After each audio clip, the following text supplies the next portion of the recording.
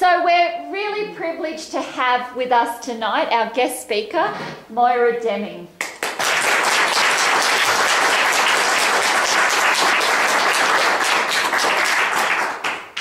I've been a high school teacher for a bit over 10 years. I'll just be honest, when I first heard about the Safe Schools program, I was busy with that. And I'll be honest, I didn't even bother to read it because I just thought that the rumours about it must be overblown. This could not be true. It was people being hysterical. That could not be in our curriculum. Somebody would have done something about it. No one would dare. That's absurd. So I just brushed it off. I was busy. And I didn't allow bullying in my classrooms, not of gay kids, not of anybody, so I didn't feel in need of someone to help me work out how to stop bullying. But it wasn't until I was on maternity leave and I had kept hearing things that piqued my curiosity when I actually had the time and energy to check it out for myself. Obviously, since I'm here tonight, you can work out that I was absolutely shocked and horrified by what I read. So on a professional level, as a teacher, I was really, really shocked and saddened because I realised straight away when reading it that if this went statewide, if it became compulsory, my teaching career was going to be over because I wouldn't be able to sign a contract upholding these principles where I have to deceive the parents, where I have to present theories about gender as fact, where I have to tell children things that I don't believe and teach them that disagreement is basically the same as hate, which is what I believe this curriculum really does. There is no room for disagreement in it. It's not teaching children how to talk about politics or ethics, sexual ethics, philosophies about gender. It's not teaching them how to talk about those things reasonably and agree to disagree and get along with people who disagree with them. That's not what this is. It's one view and it's pushed as fact. The main issue for me was that the scope for abuse of power was simply unacceptable. I think that it makes all students less safe. I think it degrades the teaching profession and it totally usurps parental rights. So I'm just going to give you 3 reasons very quickly. It's just a summary, and then all I'm going to do is read through some evidence, actual quotes from the materials for you. I just want to say as well, it depends on the teacher that you get and the school that you get. So a lot of my teaching friends would never ever use the pieces that I'm going to read out to you. And I don't think most teachers would, even teachers that are 100% on board, you know, with promoting a really visible, pro-gay or trans culture out of school. I think most of them would still have the professional sense not to use what I'm going to read out to you. But obviously from Marzina's story, something was going on there. Someone was being extreme. And the fact is that because of this material, I believe that those people running those programs have a legal cover to do that. And clearly, these programs have no respect for individual development. So obviously Marzina's son was not prepared for that material. Should have been able to say, I don't want to be here for this. We all have the right by law to have workplaces free from sexualisation, but our students don't. And even us teachers, now I don't have that right to have a non-sexualised environment in my own classroom that I'm running. I think that it sexually harasses students. You know, this material, you wouldn't be able to do this in a staff room, I can tell you right now. You would not be able to get away with this in a staff room or anyone's workplace for that matter. We all know that sometimes you can get a teacher's word versus a student's word, and often people will just automatically believe the teacher because a child is the one that would lie. So there's a real imbalance of power as well that you need to take into account. And one other thing, it's been subsumed into the Department of Education in Victoria. You're not going to find a Safe Schools resource anymore. What you're going to find is links to the resources that were originally part of the official Safe Schools program. It's now the Safe Schools Coalition, which is just like an advocacy group kind of thing, which promotes resources and things like that. So if you want the links to all the quotes that I read out, I can give them to you, but I don't think that they'll be in the same spot anymore. You'd be able to find them, but it took me 3 days to comb through, and I haven't even gone through it all, and they've released more material, even more extreme material in the time since I wrote this. Okay, so my first reason is that they erode the good and wise professional boundaries between students and teachers. There are lesson plans. They're not just, people are saying there aren't any lesson plans. That's just a lie. I don't know what else to say other than that's just a lie. So the lesson plans don't simply define a few different types of sexuality and encourage tolerance over moral disagreements. They literally require teachers to run whole class discussions about erotic sexuality. They provide resources to use to teach about specific sexual practices such as sex, analingus, threesomes, cunnilingus, masturbation techniques and dildos. I don't know if you have seen the footage. Students are now taking their phones out in class and filming it. We already have one piece of footage where a female teacher is talking about how to masturbate. She literally says, you know, get into the bath and fondle your breasts. This is in a co-ed class. I'm sorry if this is offensive and upsetting to you, but this is what is going on for our children, which is why I said we shouldn't bring children along tonight. We also have footage of Year 7 children putting condoms on dildos. When I was in school, we had to do a condom lesson, but it was single sex, and I think it was in Year 9 or 10. And our parents were informed first, and you know, were given the right to say yes or no. This was Year 7s, and it was actually out in the courtyard. Imagining, like, it was out in a courtyard in public in front of whoever else was in the school as well. And I don't know if that was a school that had younger students. And also, what's different about this type of sexual education, it's called comprehensive sexuality education, and that's the umbrella term for it all, is that those severe warnings against sexually transmitted infections, they're gone. Like, they're gone. And it just keeps on saying, just get regular testing. Like, that's a direct quote, just get regular testing. So there is a little documentary that was made using a real young man who contracted AIDS, a young man from St Kilda. And he jokes about how, you know, in a couple of months he contracted 7 different STIs, but it didn't matter because he just got tested. And I thought, of course it doesn't matter, you've got the worst one, you poor thing, you've got AIDS. But the whole documentary wasn't sad. It was all about enjoying sex and sexual freedom and how it wasn't affecting his life. And I thought that gave a message that I just couldn't think of one parent would agree that they would want that type of perspective on AIDS given. I felt very sorry for that young man, and I do think he's got, you know, he can have a life ahead of him, but I don't think that's what we should be promoting as, you know, not a big deal to kids. So we're required also, disturbingly, to run role plays. This is what most of the lesson plans actually consist of, role plays, where children have to imagine and act out in front of their peers, being sexually active, whether or not they are, sexually promiscuous, sexually attracted to the same or both genders, and they have to talk about how they feel as that person. Now, we have never ever before gone into that much detail about heterosexual sex. We've only ever done what was required so that they know how conception happens, how to avoid getting pregnant, how to avoid getting sexually transmitted infections. We haven't gone into the morality of it in a state school, and even in Christian schools where I have taught, we've just said, well, the Christian perspective is this from the Bible, and you can, you know, but you've got to make up your own mind about what you're going to do. You can talk to your parents, that kind of thing. We've tried to stay out of it a little bit and just give, you know, generalised information. And in the past, if a teacher had gone past the boundaries, they would have been reprimanded because it's an abuse of their position of authority. And I hope it is obvious to you all here that giving legitimacy to those type of very erotic conversations in class is going to give legal cover to teachers with ill intent. Yep. When I was in high school, a teacher sexually harassed me. I wasn't believed. And then 7 years later, he was still there, and he had managed to have sex with 3 other girls, and then he was finally sent to jail. Now imagine if he had had the cover of this kind of a program. It was hard enough for me to come forward when I was a student. This is particularly personal. This is why I knew straight away this program was rubbish.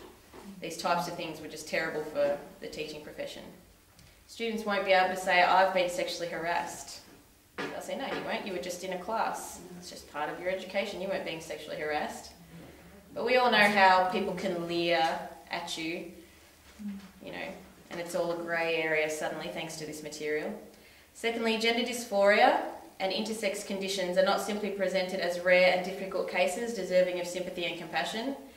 They're not presented as this modern day ethical dilemma that we have in a multicultural society, which is what it is, which is what we have. What are we going to do about toilets? What are we going to do about change rooms? It's a big debate. It hasn't been settled in wider society, but it's being presented as settled in this material.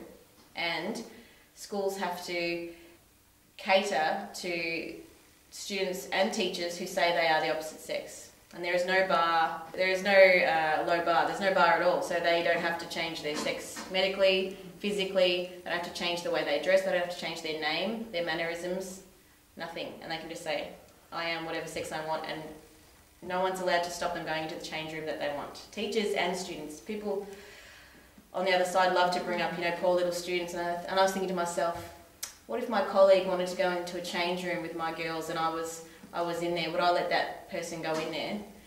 And I knew straight away, no, I wouldn't let that person go in there. And my students wouldn't want me to let that person come in. And I was going to lose my job if that happened. Of course I would lose my job. Can you just describe what gender dysphoria is for those who in the room who might not know? So, gender dysphoria as a term is going to disappear soon. And it's not in the material, actually. This is the point I was going to come to, because it just basically means you don't identify with your biological sex. You don't feel, so I'm biologically female, but if I felt, no, I just feel like I'm a man. I don't feel like I identify with a woman as a female. I'm not like any of the other females that I know. I feel like I wish I was a boy. I feel like I could be a good boy. I feel like I am a boy. I hate my body, you know. But so that's gender dysphoria. But they're just calling it transgenderism now. So it's suddenly not a medical condition, but it hasn't actually been officially removed as a medical condition. And it's kind of counterintuitive, because they say it's not a medical condition and you need to celebrate it. Lots of people are trans without knowing it. But then, you know, you have to get referred for this intense, incredible medical treatment to fix it, apparently. And there is no accurate information in there about details what would happen if you actually did go along and want to have a sex change. I mean, if you look that up on the internet, that is horrific. And if what's being pushed especially is having puberty blockers. If a child has gender dysphoria, this is the last research that I saw, over 80% of them, that's the lowest statistic that I've seen, over 80% of them resolve naturally and do identify with their biological sex if they're allowed to pass through puberty naturally and just, well, deal with that very difficult time and those difficult feelings and just persevere. It goes away naturally, over 80% at the lowest estimate. Whereas if you put them on puberty blockers, you know, we have a 93% success rate where they don't desist, where they're still convinced that they, you know, are an opposite sex. I don't think that's anything to brag about, considering that if you had just left them alone, over 80% of them just could have gone on with their life without having these interventions, which have terrible side effects. You can be permanently infertile. The grisly aspects of the surgery, especially for male to female, they are frightening if you look at that. And if you look up transgender regret or anything like that, and you look up their stories, which are proliferating now all over the place, anyone who has any kind of love for children, genuine love, would want them to try at least to go through puberty and see if it desists. These drugs have known to be cause bone cancer, all kinds of things. And if you do decide, actually I was wrong after starting these puberty blockers and then taking the hormones, you've got permanent changes to your body. Girls get male pattern baldness, you can't get rid of the stubble. Boys, they have, you know, if they grow breasts, they don't just disappear when you stop having the hormone, you have to go and have them removed. There are so many cases of men who literally, not to be too graphic, but, you know, have them, you know, have their penises, you know, inverted basically to create a fake vagina. And it's irreversible, like that's it, they can never have sex again as a man if they realise that actually that was a mistake. And if you look at the comorbidity of people with gender dysphoria, which just means other psychological issues, it's huge. And of course what we should be doing is treating all those other issues first. Like so many of them have had very difficult pasts, like lots of children have. You know, and of course girls who have been sexually abused often hate their bodies. They often resent going through puberty. They often resent their breasts and things. That doesn't mean that, you know, they're a boy. It just means they've got extra difficulties. And yes, there's genuine gender dysphoria, I'm not saying there isn't, but this kind of material really does disperse it all amongst all the children. You know, it's not just saying these few people over here have gender dysphoria and we've got to work out how to love them even though we disagree with X, Y, Z. It doesn't say that. It says all of you, your gender is not fixed. You can choose what gender you are, and it says literally, and I quote, and it can change from day to day, hour to hour. And you're supposed to, as a teacher and all the students, use the correct pronoun that they then choose. Imagine if you had a friend who said they were a boy one hour and a girl the next, and you had to change pronoun use. Do you think anyone is going to be friends with that kid? Not out of hate, but out of stress. Because you are absolutely bullied and lambasted if you get a pronoun wrong. There's heaps of stuff in the material about how disrespectful it is. It's called dead naming someone if you get their pronoun wrong, like you've killed them with your words. It's really horrific. It's like hate speech if you get their pronoun wrong. It's very stressful as a teacher. I'm not allowed to say boys or girls. I'm not even allowed to say guys. I say guys all the time. I considered that a kind of a unisex thing. I was like, But no, it's offensive. So many things are now offensive and so sensitive that I actually think this is going to work against kids with gender dysphoria who are struggling with it. I think it's going to work against them.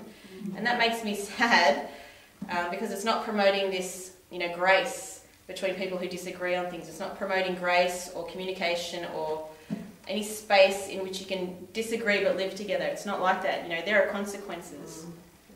It talks a lot in the material about how to be an ally to transgender kids. And what's the opposite of an ally? An enemy. So if you're not with them, you're against them. You can't be in just loving disagreement in this material. It's not there. It is really, really pernicious, this stuff. There's no proper medical definition. There's no outlines of treatment options. There's no pros and cons. It's not balanced at all. There's no statistics. So when I teach about anything else, AIDS, anorexia, anything else, it's just standard. You bring up all the stats, you define it medically, blah, blah, blah. But gender itself is presented now as an exciting journey of discovery. It starts in kinder with that book, the Gender Fair. It says nobody can tell you if you're a boy or a girl. Nobody's allowed to tell you that. You get to decide. Gender is presented as fluid, as limitless, and not just between two genders. They say it's just between two genders. It changes. Sometimes it does have binary gender, and then sometimes it doesn't. It has, limitless gender. So they list 12 last time I checked, 12 genders across the spectrum. So they had male, female, and then they had all these other ones in the middle. And no one is going to feel good enough or masculine enough. No boy is going to feel masculine enough to identify as male. And no girl is going to feel feminine enough to identify as just female, in my opinion. If I reflect back when I was in school, partly because of that teacher, I was a real tomboy. I didn't like that I was, growing older and going through puberty. I really hated it. I didn't like showing my figure. I didn't like that I looked, girly. I used to be a real tomboy, and I would have been primed for thinking that I was a boy because I hated my femininity. But you can hate your femininity or your masculinity for all kinds of other reasons, and they don't go into that. There's no balance. So they give you these options, and the examples they give you are that if you like ballet, or and you're a boy, or if you like pink and you're a boy, and they have these clips, a set of clips where they give you these reasons, and I just think that's ridiculous. Have you seen male ballerinas? They're not feminine. They're amazing. They're full of muscle. They're athletes. And I had boys who could sing in these beautiful deep voices and high voices. I had girls who were fantastic at soccer. I had some girls who just embarrassed the boys. It was hilarious. And we all loved that because it was great. But we just didn't think, maybe she's a boy. Nobody thought that. Who thought that? I thought we were moving on from those kind of stereotypes. But we're not. We're right back into those stereotypes. They are using those stereotypes to make children think that they're not legitimate females or males, that there must be something in the middle just because they're not this hyper-feminine or hyper-masculine person. And nobody is. No one's that. Ken and Barbie maybe, but they don't exist. So, it's just ridiculous. And they act as though it's got no more dire consequences than choosing different coloured socks. Honestly, it is presented as a fun journey, as just this thing that you can dabble in here, and if that doesn't seem right, well, you just move over here, no consequences. Whereas if you look at the suicide rate in people who are transgender, I've seen, all around the world, it's around about 40% in that population to 4% in the rest of the population. It's huge. Why would you want to set your child, or every child, for no good reason, down on a path of mucking around with gender in their own mind? You're setting them onto this a rabbit hole of subjectivity. because there's no real definition of either. Then they've just destroyed the idea of defining male or femaleness anyway. It's a rabbit hole. There's no solid ground. You know, so it's no wonder, I think, that they have to say that it can chop and change, because nothing, you know, you can't feel female or male based on a bunch of stereotypes for very long. So no questioning of the theory is allowed in the materials, and there are caricatures of people who disagree, and they're sort of mocked, or they're just labelled as non-allies, like I said, enemies. So as a teacher, I'm required to present this theory as settled science, which I will not do, because it is not settled science. Like everybody in that field admits it. You hear, if you listen carefully to their language, they say, what we're finding is, and I'm thinking, well, when you've actually found it and proven it, then maybe I will tell my students. Until that day, there is no way. And they'll say, you know, it's in the nascent stages, but what we're finding increasingly is blah, blah, blah. No, that's rubbish. We don't experiment on our children. We should wait. We should wait. You know, and I think we'll be waiting forever if we did wait, which is, I think, what they know, which is why they're pushing it beforehand. And they keep on saying, you know, you're killing gay kids, you're killing trans kids because they commit suicide. That's the kind of argument that is levelled against me, that I must hate gay children, I must hate gay teachers, I must hate trans children. Whereas actually it's all out of concern. I think they're being exploited, and I think the rest of the children are being unnecessarily confused. And this was, all of this extra sex stuff, what's that got to do with bullying? Why is that in there? There is no good reason. Not based on bullying anyway. So thirdly, my last point is that, you know, I'm a teacher. I do not have a degree in medicine. I don't have a degree in psychology. I can't think of anyone that I've ever met who's a teacher who does. But these programs give me and other teachers the authority to facilitate a student to socially transition. That means live as a different gender at school, uniform, name, pronouns included. I can punish other students, I can punish them, and I would be expected to punish them for not using the pronouns this kid demands, behind parents' backs and without an official medical diagnosis. I'll read you the quote later when I read you the actual direct materials, but if a teacher or school thinks that a family is not likely to affirm their child's new or decided gender, we are literally directed to lie to that family and withhold the information whilst helping the child live out their new gender at school.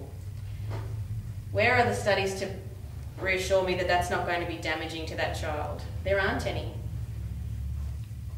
There aren't any. Socially transitioning is huge. I think that would have a massive psychological impact, and I'm not a psychologist, I know, but it makes sense. I'm doing it behind the parents' backs, and I'm lying to the parents, and all the kids know that you're lying to the parents. So just imagine me at parent-teacher interviews. The kid turns up now as Jimmy when, you know, for the last 3 months he's been living as Julia, and I've been harassing everyone to call him a she.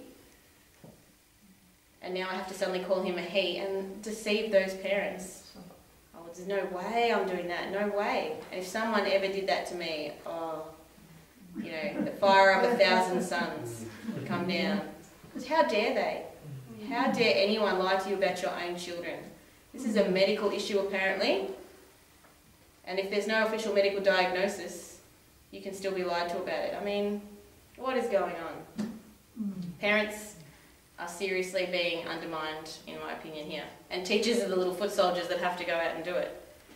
Just think about this, because we've got other programs coming in as well. So we've got a Doctors in Schools program. Have you heard about that? Doctors are now coming into schools, and lawyers. And they've all come in the same time as this material. Now, in the material, it specifically uses the language of mature minor, which is a legal term, and it means that you're emancipated from your parents and you don't need their permission to start medical treatment. I've got a couple of issues with these policies, which are basically, you know, the fact that they usurp parental rights, and they're just pushing parents out of their own children's lives, which I don't think is healthy. Who's the #1 defender of children in almost all cases? Their best defenders, their best ally, the things that increase a child's outcome, you know, good outcomes in life in almost every sector. It's their parents, especially if they've got mum and dad. You know, any study will tell you that. And they're being pushed out. And you're not even being told that you're being pushed out. It's all happening behind your back. So students can now book in to see a doctor. So it's not in every school. There were 100 pilot schools, but it'd be worth asking about at your school.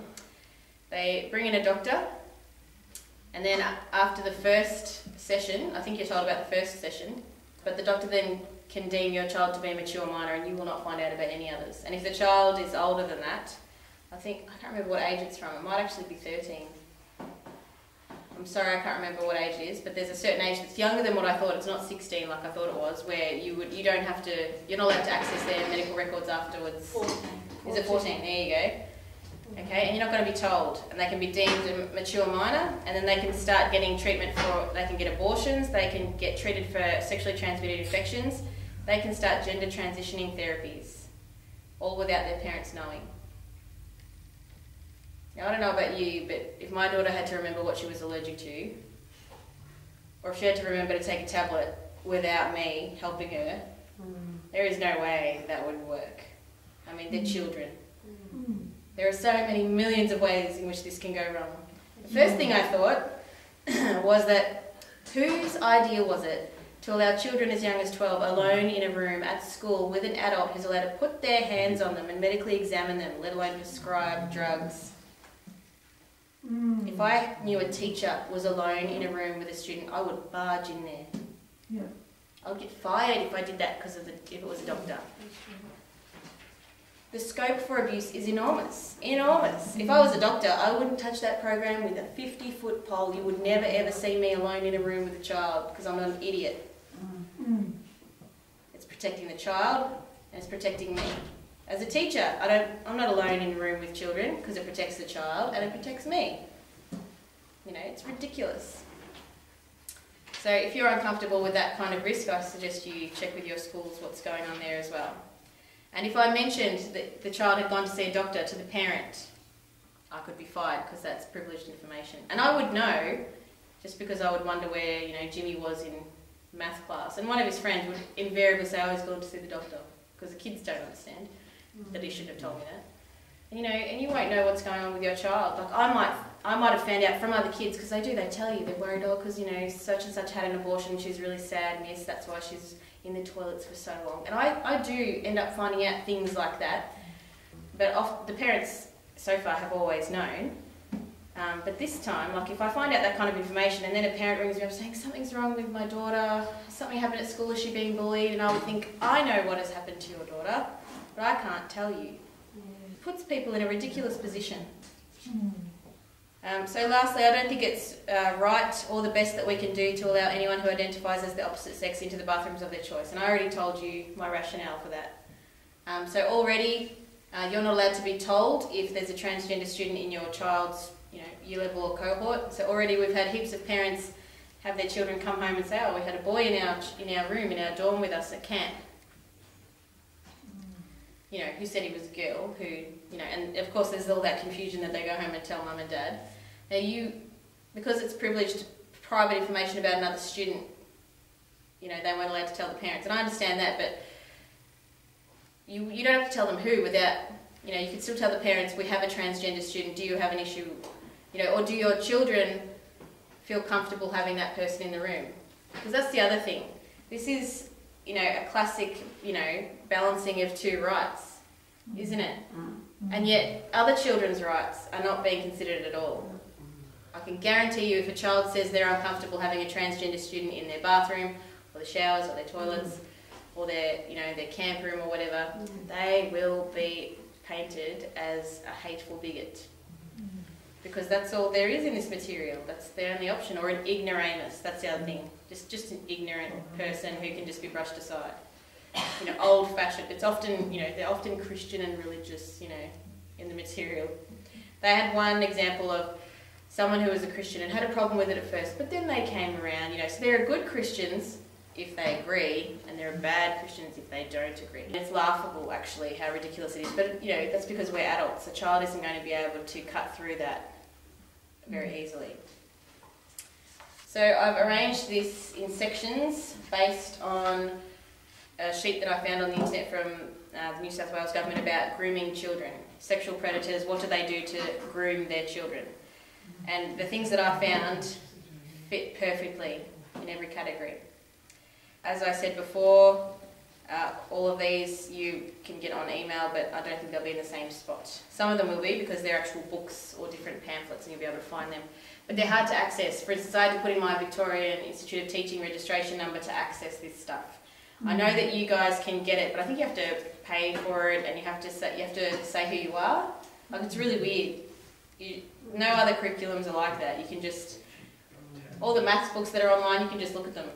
You know, there's nothing else that's hidden like this. It's very, very suspicious.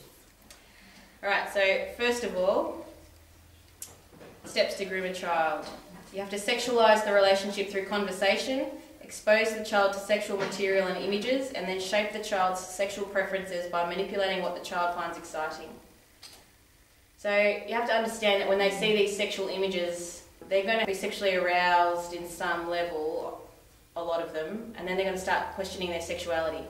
Some people would say that's by design, you know.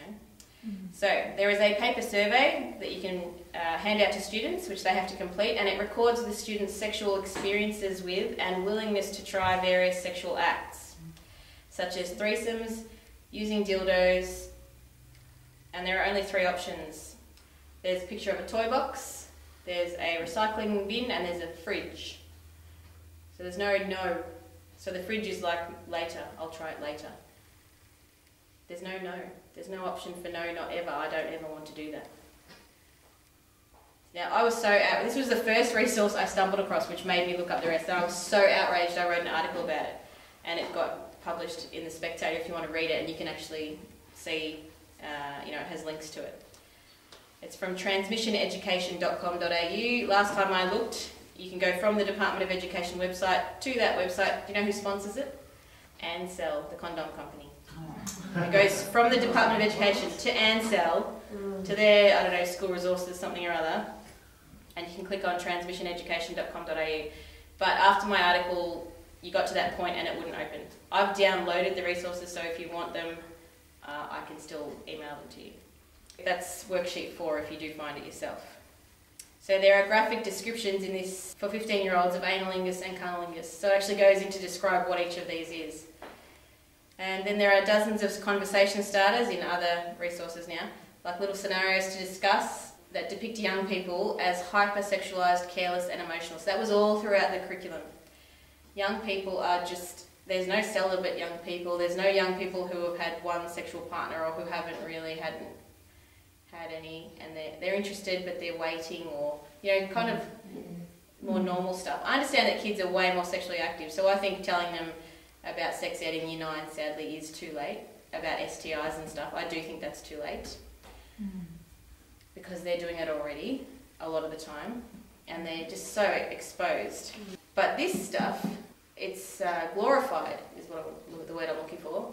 And so that those students, which are still in the majority, who would have a more ordinary sex life, shall we say, that actually doesn't have anything really in it, most kids aren't sexually active. It's still a small proportion, but they do start earlier.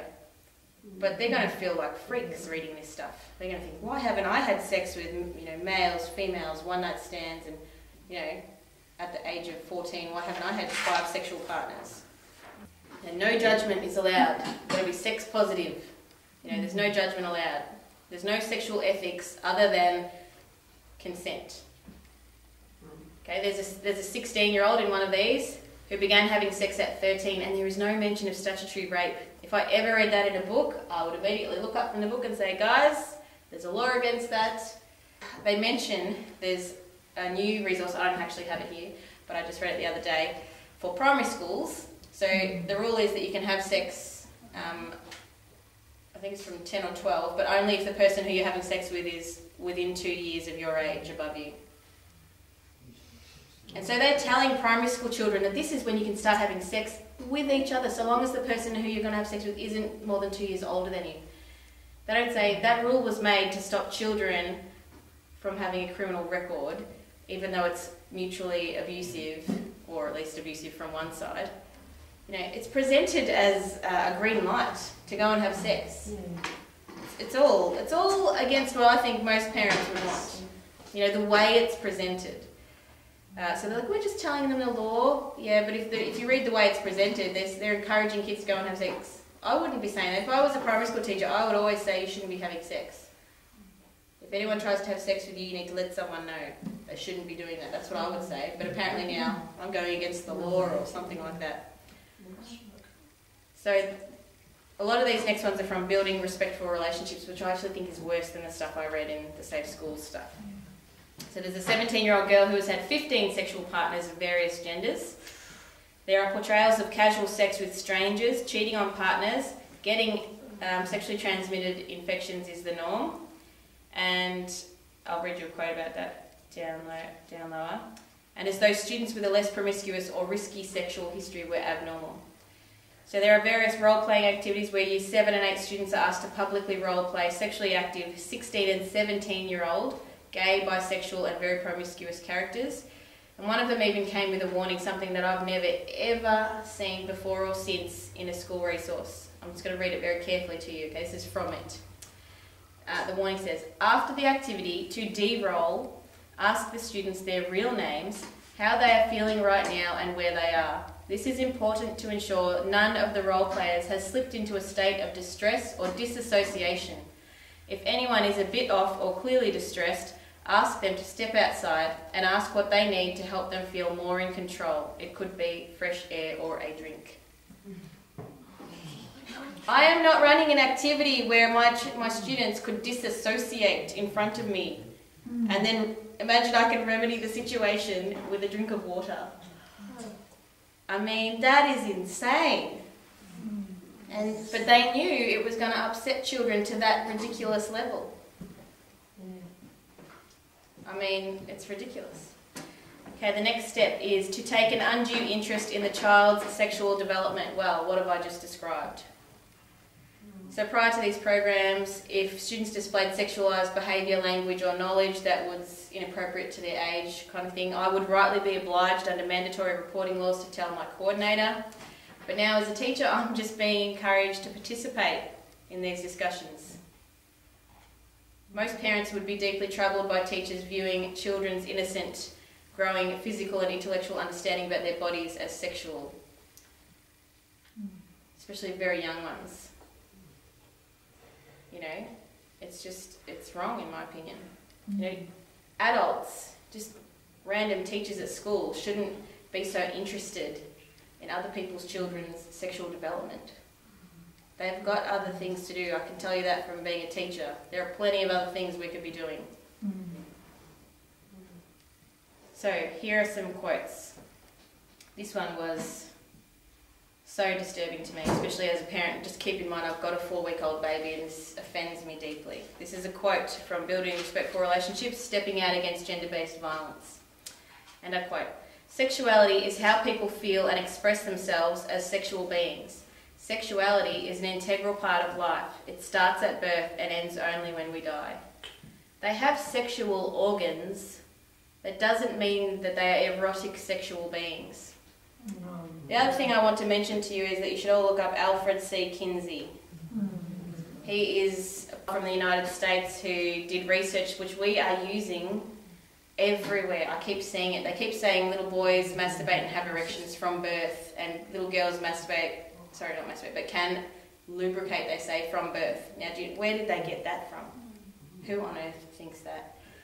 If you speak to doctors about little boys and erections, it's about keeping it healthy and making sure there's blood flow every day to it. It's just a health thing. It's not an erotic sexuality thing, for goodness sakes. And that's because Alfred C. Kinsey basically got a bunch of pedophiles to sexually assault little children who are a few months old and record their reactions. And they recorded things like screaming as orgasms.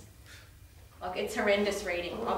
It's in chapter 5 if you want to read it, his actual research. It's out there. I mean, it is so upsetting to read. It is so upsetting. And that is literally what we are basing our research on about children being sexual beings. And therefore, because they are sexual, erotic beings, we need to teach them about erotic sex at school. This is literally how they have justified putting it in primary school and kinder. So that's from a one where I found kinder resources, that one. So what I'm about to read for you next is from a book called Pants Aren't Rude, which you can buy. It's another resource. Children's Sexual Development and Behaviour, which is recommended for teachers of early childhood, which is kinder and prep 1-2. Sexual play is a normal part of child development in every society. In the primary years, it may include simulated intercourse with clothes on. No. That's where I report mandatorily that this child has possibly been abused or someone's doing something inappropriate in front of or talking to the child inappropriately. This is where parents can step in and then help look after their child because something has gone wrong. It's not a wonderful thing that happened. Here's another one. This is one that I put in my next article because I was so horrified. If a primary school aged child asks, "What is a clitoris?" answer with, "A little round bump, about as big as a pea, which is just above the opening to where the wee comes out. It feels good when you touch it." Why would you add that at the end? How creepy is that? I'm sorry. And if a primary school kid asked me that, I'd say, "Sorry, what do you think it means?" Because I bet you they've misheard something. I wouldn't firstly assume that they even said that correctly and meant that word. My daughter, my little 2-year-old, was standing at my back door yesterday saying, "Shit, shit." And I looked at her and I was like, but she was telling my dog to sit. You know, like, I'm not going to assume that a child, and if I find out that the kid knows exactly what it is, then yeah, I would let the parents know. I'd say, well, that's one of your private areas. It's just part of your, your vagina. I might say it's part of your vagina and move on. And then I would let the parents know that this has happened, or I'd say, "Who told you that word?" You know. But I would never just go, "That's a great question." Blah blah blah blah blah. That's not what my response would be. And I had been operating on the basis that I thought that's what parents wanted me to do. That's what I would want a teacher to do for my children. If a primary school age child asks, "What is masturbation?" answer with, "It is when you stroke your penis or clitoris and it feels good." If a primary school age child asks me, "What is masturbation?" I would definitely be thinking, what is going on there? I'd say, well, that's not appropriate for me to talk to you about. And I'd like to know who told you that word. And that's something for your parents to talk to you about, not me. And no other, and then I'd go into a little diatribe about how nobody who's not your mum or your dad, just out of protective instinct. So here's another one. If a preschooler, so this is kinder, asks, "What is the vagina?" answer with, "A special passage where the baby comes out, in between where wee and poo come out. It is also where the man's penis goes during sexual intercourse. It will probably be helpful to draw a picture." You think a kinder kid is going to know what intercourse means? Or sexual even? Why would they know that? Why would I draw a picture of sex for a kinder kid? Why would I draw a little pornographic cartoon for a... Who is writing this stuff? Well, that's another story, isn't it? You could look up Gary Dowsett, Stephen Angelides. Gary Dowsett was the deputy director at the La Trobe faculty where this was made, and they've come out and said, "Oh, no, he wasn't involved." I'm sorry, the Victorian government, the Labor Party, contracted a department where this man was the deputy director to write the sex education for our children, and he is on record in 2 magazines saying that pedophilia needs to be part of the gay movement. And, the taboo around it needs to be taken away. That man is someone that I would never trust anywhere near anybody's child. That should have been a public relations nightmare. What is our media doing? I'm really disappointed with our media after I've had a few interviews with them too. A few times I was, spoken to by the media, and they never asked me for my evidence, ever. They just asked me what my stance was, and then they wrote me up as a homophobe. And I was thinking, if you thought I was... or they'd say, well, and Safe School says that's just all a myth. And so that's their idea of a balance. And I'm like, why didn't you just ask me for my evidence? You could have destroyed me yourself. But they didn't, and I think, I've got it, don't you? Or you don't want to know that I've got it, because then you'd have to write about it. I don't know. So I personally believe there is a bit of a place for sex ed in schools with parental consent and within reason. That's my view. People can disagree. But I obviously always believe in parental consent. And I think it should be, just the basics. So the next step is, so obviously I don't think you should use sex toys and start in kinder. So the next step to grooming a child is to tell the child that the acts will not hurt them. And as I said before, the warnings are gone. So here is a quote. This is from -18, the website. It's called So You Got an STI, Now What? You know, funny little title for a book. Here's the quote. Contracting such STIs is just a part of life as a sexually active individual. They changed it. It used to be getting STIs is a normal part of sex. And they changed it to contracting STIs is just a part of life as a sexually active individual. I'm not in any danger of getting STIs. I'm a sexually active individual. There are ways you can be a sexually active individual with no risk at all. But apparently not. Here's the other one. Contracting an STI is not as terrible as you may have expected. In fact, it's not terrible at all. There's nothing wrong with having an STI. It doesn't make you undesirable. Yes, it does. That is why you get testing and you get it fixed. If it didn't make you undesirable and there was nothing wrong with it, why would you get tested and fix it?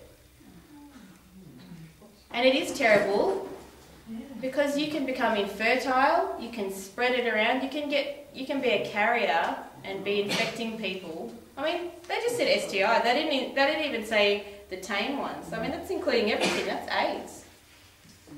In the UK, they've got a new strain of syphilis, apparently, that's resistant to treatment. Syphilis! I thought that was a medieval issue. I mean, you know, there is something wrong with the way young people are having sex. It's unhealthy for themselves. Porn is discussed as a healthy sexual aid, with no mention of its highly addictive nature, questionable morality, or widely acknowledged detrimental effect on relationships. Because there's no judgment in this curriculum. Everything is wonderful, so long as you all agree. Anal sex, in particular, is promoted over and over, with no mention of the risks, and I mean no mention of the extra risks from anal sex, like the permanent damage to the sphincter, which even many gay men decide to avoid having anal sex because of. Like, that is over and over. For girls, for boys, everyone's encouraged to try that. Like, it's just equal to everything else. I was told ages ago by a nurse, and I asked what something was, and it was basically, I don't actually know the proper name, but it was a tampon basically. It looked like a tampon, but it was for people who had broken their sphincter, and they had to have a way of keeping their feces inside because it was broken. It's not like the vagina, it's not the same. And also, it's not the same amount of skin cells. Apparently it's a thinner layer of skin cells, so you're more likely to bleed, you're more likely to get infected with something. I mean, none of that is in there. If you're going to say go have anal sex, you say, but wait, there are risks. I mean, there's got to be ways to do it more safely, I don't know. Okay, but there's no help for them. They're just thrown out there to have an adventure with no armour, no defences. It's negligent, in my opinion. So our students are being sold an exciting erotic adventure to go on, with the only safety advice being to get regular testing to monitor and manage, not to avoid STIs. Sexual ethics beyond consent, as I said, are just not there. There's a basic duty to inform partners about STIs. I've seen two different resources. One of them said basically you need to, and one of them questioned it. Like maybe you shouldn't have to because that's your private medical information. Why should you have to tell someone that? They're taking a risk, having sex with you. The risk is on them. Like, that was the discussion. And I just thought, there's a law. You have to tell them. It's not up for debate. It's up for debate actually in America and lots of places, but it's still a law here. So the concepts of age of consent, they're continually, you know, the boundaries on age of consent are pushed. So there was one girl who, you know, it was that girl that had sex and they didn't talk about age of consent. There was a quote after her little paragraph which said, "It's nobody's business if I like sex." So it's nobody's business if a 13-year-old likes sex. It's nobody's business, except apparently all the people who want the teachers to be all up in the business about it, as long as it's positive. You know, it's what if it's the parents' business? What if it's someone's business to care that it might not be being done under, you know, with consent? Who knows? So the idea that they could psychologically do damage to themselves or others is barely touched upon. Okay, so the next step. So it won't hurt you and it won't hurt anyone else. That's what they're told, basically. The next step is to alienate the child from their parents and family. So students are literally advised to request that their school remove filters on the internet for pornographic sites. And it says in there, if your parents block them at home, ask a teacher to remove the filter just for you. I wouldn't remove a filter at school ever for anything. I wouldn't do that. Because who knows where they'd go, and then I would be responsible. And I definitely wouldn't do it on the basis of, oh, your parents won't let you, well here, I'm more important than your parents. I know better than your parents, I'll do it for you. Some teachers really do think they're that cool and that important. I don't, because I'm a parent, possibly, I don't know. But even before I was a parent, I didn't think this. Here's the quote. Some students don't have access to the internet at home, or it is monitored by their family, so having access at school is really important. That's what the quote afterwards. So here's one that is very disturbing. So this is one of the resources. It was presented, you can see it on the internet. It was entitled Gender Affirming Schools Towards Safe Schools for Gender Diverse and Transgender Young People in Australia. And so they were praising the testimony of this one student who began transitioning to another gender without parental consent. This was the quote. My teachers broke multiple rules to allow me to leave school without my parents' permission for medical appointments. And now they don't even have to leave the school grounds with the Doctors in Schools program. So the language of the programs is very alarming. Children are referred to as sexual agents and mature minors. Both are proper legal concepts, which I didn't know until a lawyer told me, actually. So even I didn't understand how serious that was. And those laws are there to protect children from exploitation, but they're just being removed. So here is the quote about helping a child transition without parental consent. The person who understands most about their gender transition or affirmation is the student themselves. Consideration should be given to the age and maturity of the student and whether it would be appropriate to involve the student's parents in each decision. How come I get to decide if it's appropriate? If a student does not have a family or carer support for the process, a decision to proceed should be made based on the school's duty of care for the student's well-being. Or you can just read that as, well, because are you allowed to say no? You're not. No. It's in the Department of Education website. And their level of maturity to make decisions about their needs. It may be possible to consider the student a mature minor and able to make decisions without parental consent. End quote. That's only some of the resources, and this was from a while ago, and they've made worse resources since then. Obviously, I disagree with it all because I think teachers should be supporting families. We should be helping families get along, not further dividing them. If they have a difficult issue like a child with gender dysphoria, or perhaps, there's a Christian family with a child who is gay. But we shouldn't be getting in the middle and further dividing that family. We should just be doing whatever we can to support them, to get along, however they work it out. And we shouldn't be betraying and undermining them. I believe in strengthening family ties, not weakening them.